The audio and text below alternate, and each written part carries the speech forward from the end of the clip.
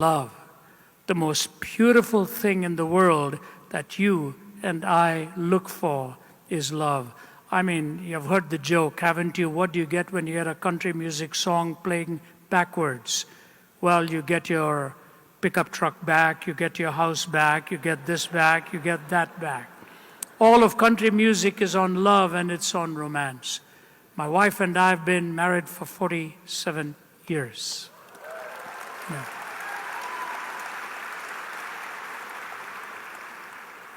I know I don't look it, I just look 25 or something like that.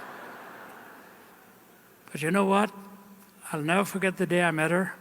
She was 16 and I was 20. I just come from India, she was from Canada. And when I looked at her, I wasn't listening much to the sermon that day. I was looking at her across, and I thought, that's the one I want to meet.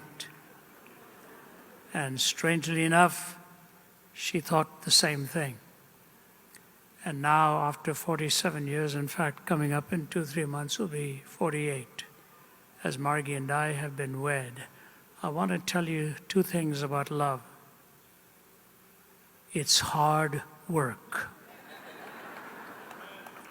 It's hard work. You see, when you put the ring on that finger, it is a tourniquet to stop your circulation.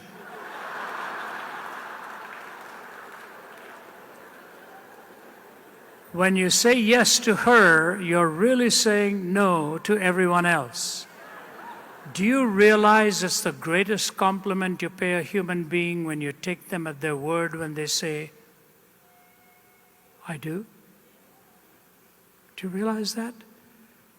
Young people, let me tell you something. G.K. Chesterton put it this way: free love is a black and white contradiction in 2 words. Love was never intended to be free.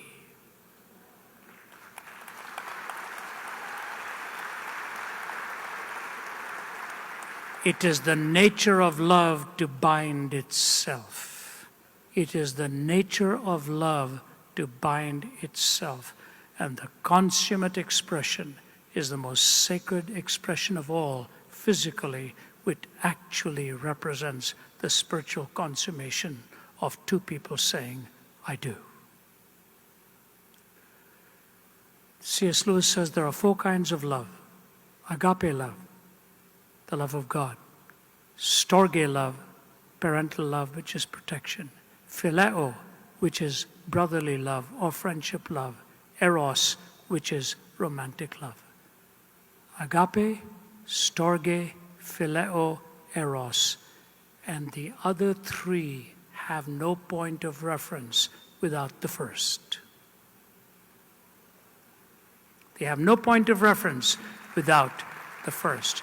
You cannot really define love until you understand the one who has created you and me. For God so loved the world that he gave his only begotten Son, that whosoever believes in him should not perish but have eternal life.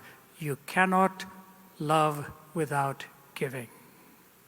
And God gave to us the most precious gift of all in his Son. Love cannot be defined apart from God. And if our culture is messed up, it's messed up right here.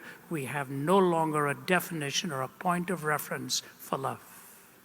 You love your car, you love your house, you love your dog, you love blue, you love Italian food, you love Indian food, you love your wife. Same word. Not so for the Greeks. They had agape, storge, phileo, eros, and the last 3 hung on the peg of the first. And if you are living with a broken heart today because of a broken love, you probably had that love broken because somebody didn't hang love on the peg of the eternal love of God himself.